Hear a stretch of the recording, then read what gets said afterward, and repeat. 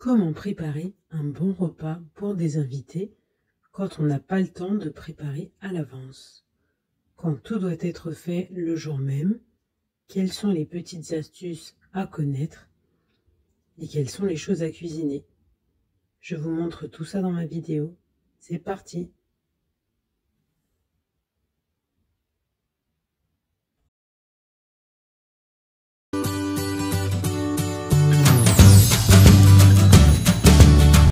Salut à tous, je suis Lucia et sur ma chaîne on parle de cuisine, d'organisation et de ménage. Alors aujourd'hui je vous partage ma vidéo de préparation d'un repas pour des invités, sachant qu'il était prévu d'être une dizaine. Et je n'avais pas eu le temps de commencer à préparer quoi que ce soit pendant la semaine, même le vendredi soir je n'avais rien préparé. Et c'est le samedi matin à 9 h que je me suis mise au fourneau. Alors du coup j'ai décidé de préparer plusieurs plats différents. Donc là, je vous montre d'abord comment j'ai préparé mes roulés au thon qui allaient servir pour l'apéritif. Du coup, je vous remettrai toute la recette dans la barre de description.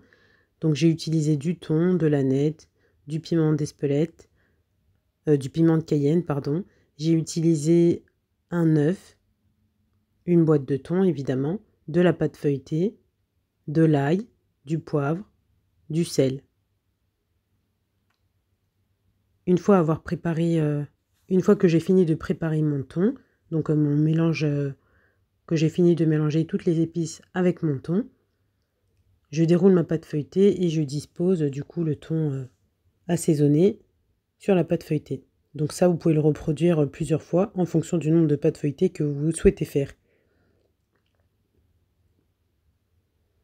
Une fois que j'ai tout enroulé, que j'ai bien roulé ma pâte feuilletée, je vais la mettre au congélateur pendant environ 30 minutes, histoire de pouvoir découper les roulés sans pour autant casser la pâte feuilletée. Donc là, je vous montre la liste de ce que j'avais décidé de préparer. Et là, je me lance dans le gâteau au chocolat. Donc pour le gâteau au chocolat, j'ai utilisé du beurre, du chocolat noir. J'ai également utilisé du chocolat en poudre, enfin du cacao en poudre. J'ai utilisé du lait. Je n'avais plus de bouteille de lait, donc du coup j'ai fini avec un petit peu de crème fraîche, un petit peu de crème épaisse. Je vous remettrai pareil la recette en barre de description. Dans mon gâteau, du coup, j'ai mis également une cuillerée de cannelle. Et comme je vous le disais, du coup, j'ai utilisé du cacao en poudre, non sucré du coup, puisque je vais ajouter du sucre ensuite, de la levure chimique, du sucre, des œufs et de la farine. Donc c'est une recette assez simple. Donc là, j'ai repris ma recette de base et du coup, je l'ai un peu augmentée pour avoir un gâteau un peu plus gros. J'ai multiplié les quantités par 1,5 du coup.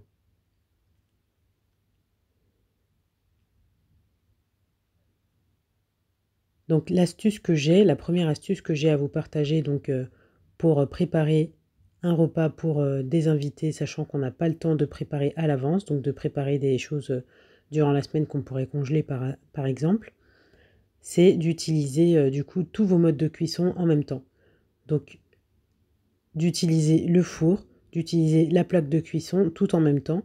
Si vous avez de la viande à faire mariner, de le faire dès le début pour que vous puissiez utiliser le temps que vous avez en, comment dire, aucun temps off. Tout le temps devra être utilisé et également tous les modes de cuisson qui vont vous servir à préparer vos repas.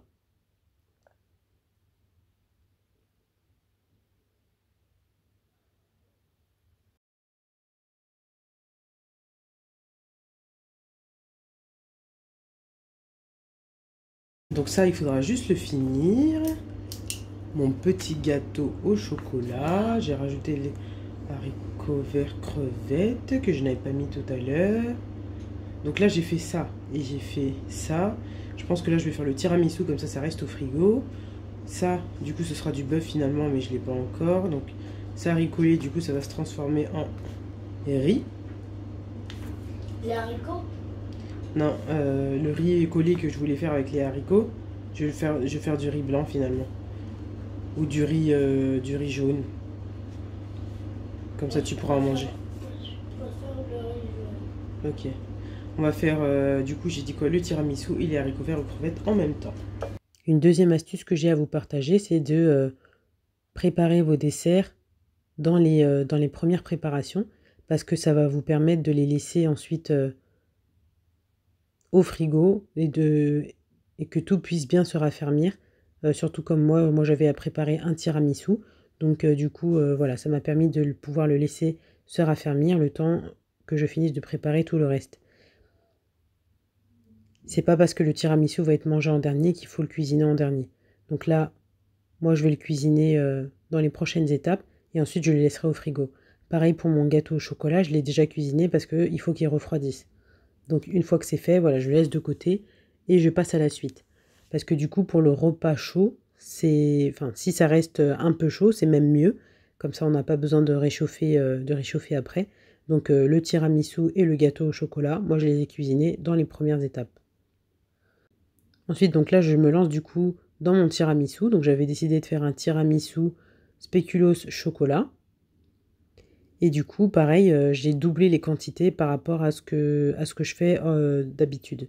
D'habitude, donc j'utilise 6 œufs et uniquement un pot de 500 g de mascarpone. Et là, du coup, j'ai tout multiplié par 2. Pour le sucre, par contre, j'ai mis que 2 cuillerées de sucre dans mon jaune d'œuf au départ. Par contre, une fois que j'avais mélangé le blanc et le jaune d'œuf, je me suis rendu compte que c'était pas assez sucré, donc j'ai rajouté encore une cuillerée de sucre. Donc au total, 3 cuillerées de sucre pour 12 œufs et 1 kg de mascarpone. Donc là, une troisième astuce qui est plutôt, comment je pourrais dire, qui est un peu logique, mais du coup, quand on a un peu le stress de savoir que les invités arrivent dans quelques heures et qu'on n'a pas fini de préparer, on peut être affolé du coup si la préparation ne se passe pas comme prévu. Mais voilà, il faut rester zen et essayer d'ajuster au mieux. Donc là, pour exemple, moi j'avais du coup mon mélange pour mon tiramisu qui était trop liquide. Donc ce que j'ai fait, c'est qu'au début, j'ai commencé comme d'habitude. Donc j'ai trempé mes biscuits dans ma préparation au chocolat, donc le cacao avec l'eau. Et quand je me suis rendu compte que la préparation avec le mascarpone était vraiment trop liquide par rapport à d'habitude, du coup j'ai essayé de réfléchir déjà qu'est-ce que j'ai fait de différent. Je voyais absolument pas ce que j'avais fait de différent. Mais ensuite du coup ce que j'ai fait c'est que j'ai ajusté. Donc j'ai arrêté finalement de tremper mes biscuits dans le cacao. Et je les ai mis directement dans mon bol.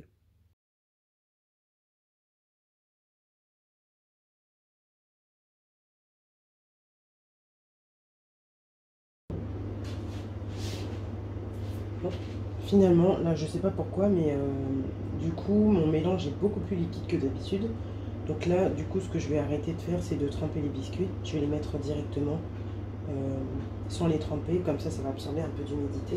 Puisque de toute façon, c'est l'effet qu'on recherche sur les biscuits qu'on trempe. Donc voilà, surtout ne pas paniquer quand on maîtrise surtout une recette. Même si ça ne se passe pas exactement comme prévu. Ne pas paniquer parce que c'est là qu'on risque de faire encore plus de bêtises et du coup de tout louper.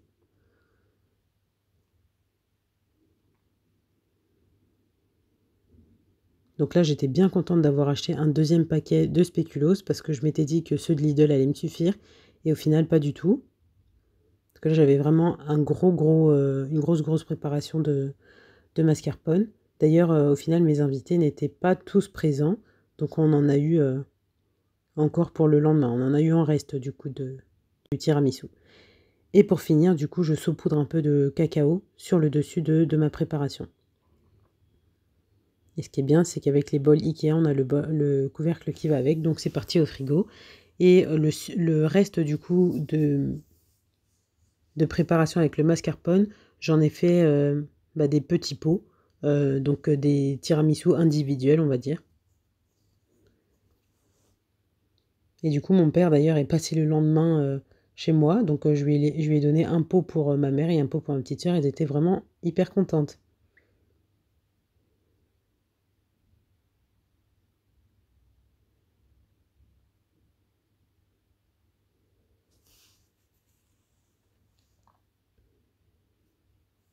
Donc moi, j'essaie toujours de faire varier les repas, surtout avec des choses, mes plats du moment ou des plats que je maîtrise vraiment très bien pour justement éviter de perdre du temps à lire la recette, etc. Moi, quand j'ai des invités, je ressors des recettes que je maîtrise parce que en général, c'est le samedi, donc en plus les enfants sont là, etc. Donc si j'ai en plus à réfléchir à des plats que je dois préparer pour la première fois, je risque de vraiment être très stressée. Donc du coup, je préfère utiliser des recettes que je maîtrise très bien. Ensuite, du coup, j'ai ressorti mes roulés au thon. Je les ai ressortis du congélateur, donc 30 minutes après, ce qui fait que ça a un peu durci et du coup, c'est beaucoup plus facile à couper sans détruire le feuilleté. Donc je les dispose sur une plaque qui ira au four. Après, l'épaisseur, vous, voilà, vous coupez selon l'épaisseur que vous souhaitez pour vos roulés au thon, sachant que ils ne vont pas trop, enfin la taille ne va pas trop augmenter. Et du coup, j'ai utilisé le jaune d'œuf pour mettre sur mes roulés. Le blanc d'ailleurs, le blanc de mes jaunes, le blanc de mon œuf, je l'ai mis dans la préparation directement avec le thon parce que sinon c'était, enfin c'est souvent un blanc que je perds qui reste au frigo. Je me dis je l'utiliserai plus tard et au final je l'utilise jamais. Et donc du coup voilà, au fur et à mesure que justement que j'ai fait cette recette, que j'ai réalisé cette recette, euh, j'ai incorporé le blanc dans mon thon comme ça le blanc n'était pas perdu. Donc ça, par exemple, c'est une recette que je maîtrise très bien. Ensuite, je suis passée à la préparation de mes haricots verts.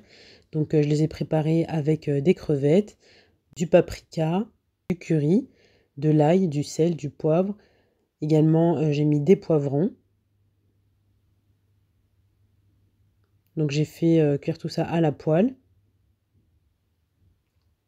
Et ensuite, j'ai ajouté mes haricots verts.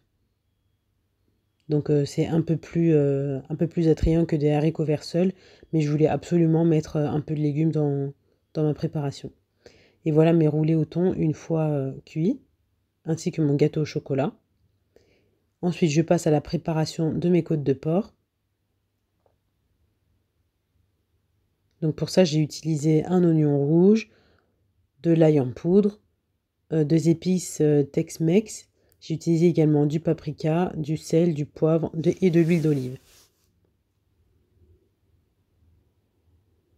Donc vous voyez là sur le côté gauche, du coup j'avais mon riz qui était en train de cuire dans le cuiseur. J'avais décidé de faire du riz jaune. Au départ, je voulais faire du riz collé, donc du riz avec des haricots rouges à l'intérieur. Mais mon fils avait un peu mal au ventre, donc je voulais pas trop cuisiner de haricots rouges.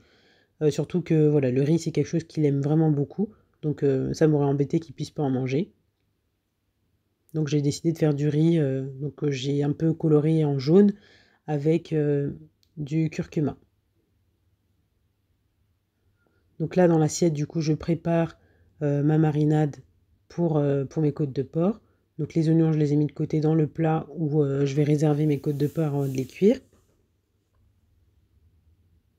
D'ailleurs c'est également le plat dans lequel je vais cuire mes côtes de porc.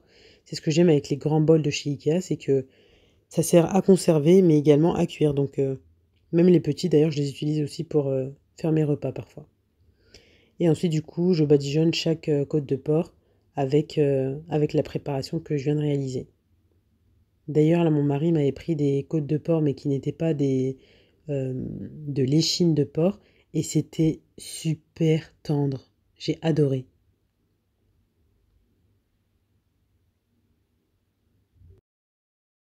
Et donc ensuite, une fois que j'ai bien réparti les oignons et la marinade sur ma viande, je la laisse reposer au frigo.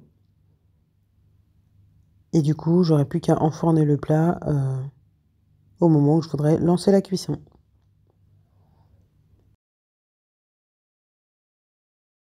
Ensuite, je suis passée à la préparation de mon bœuf. Du coup, c'est une de mes recettes phares en ce moment. Je cuisine ça assez souvent et je fais varier du coup les légumes. Mais c'est une recette que je maîtrise vraiment très bien et surtout avec le mode de préparation avec la cocotte minute.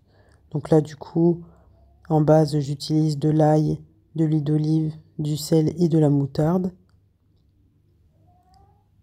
J'utilise également des oignons. Je fais roussir un petit peu ma viande et ensuite j'ajoute mes légumes. Donc les légumes de mon choix, les légumes que j'ai à la maison. Mais c'est vrai que l'un des légumes que j'aime beaucoup ajouter, c'est le chou et l'aubergine. Et du coup là justement j'avais un mélange de chou et d'aubergine que j'avais un peu ramolli, que j'avais utilisé une première fois, que j'avais préparé en grosse quantité. Et du coup j'en avais congelé une partie. Donc là j'avais plus qu'à utiliser cette préparation congelée. J'ai ajouté des poivrons, des courgettes et des carottes.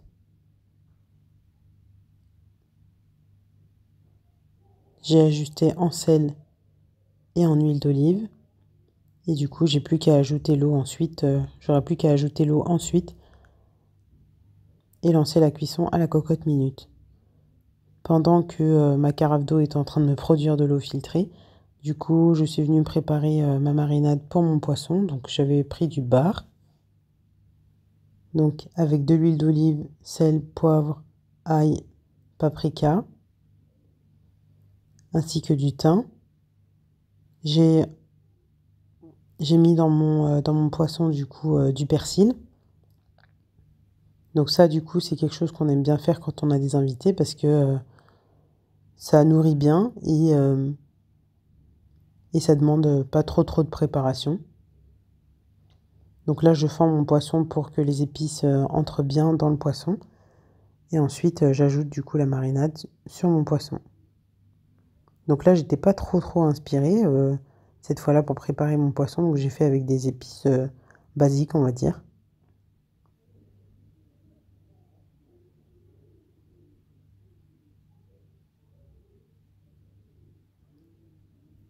Quand j'ai fini de préparer mon poisson, du coup, je suis passée à la préparation d'un plateau de crudité. Je voulais faire un plateau de crudité et d'apéritif. Donc pour ça, j'ai également utilisé de la charcuterie que j'ai voulu disposer en petites fleurs. Donc du coup, j'ai utilisé ce verre pour faire ma fleur de charcuterie. Et donc ça, le plateau apéritif, c'est quand même quelque chose qui est très beau d'entrée de jeu. Voilà, dès le début du repas. Et en général, ça permet également de manger des crudités qu'on va peut-être pas manger pendant tout le reste du repas. C'est convivial, on peut mettre un peu ce qu'on veut, des chips, du fromage, des olives. Donc voilà moi ce que j'avais mis avec des noix de cajou, olives, cornichons, arachides, etc. Ensuite je suis passée à la cuisson des bananes plantains, donc en friture. Et une fois que tout était fini, voilà. Donc une fois la préparation finalisée, voilà tout ce que j'ai. Donc des haricots verts aux crevettes, mes roulés au thon, un riz jaune du coup dans lequel je n'ai pas mis de haricots verts, de haricots rouges parce que mon fils a un peu mal au ventre, donc du coup je vais lui éviter les légumineuses, du bœuf avec des légumes, 2 bars, des bananes plantains ainsi que des nems, sachant que ce n'est pas moi qui les ai faits, mais je les ai achetés surgelés et je les ai fait frire, des côtes de porc, et pour le dessert, un gâteau au chocolat et un tiramisu spéculoos chocolat, avec 4 petits pots en plus, parce que j'avais beaucoup de mascarpone.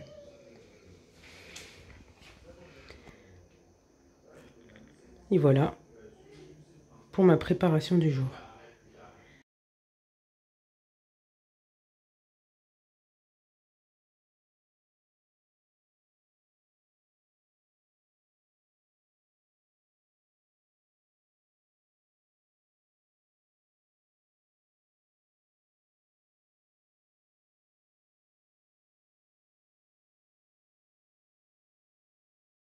J'espère que cette vidéo vous aura plu. N'hésitez pas à me dire ce que vous en avez pensé, à me laisser une petite icône de gâteau, si vous avez pu voir jusque-là, de part de gâteau. Et je vous dis à très bientôt dans une prochaine vidéo.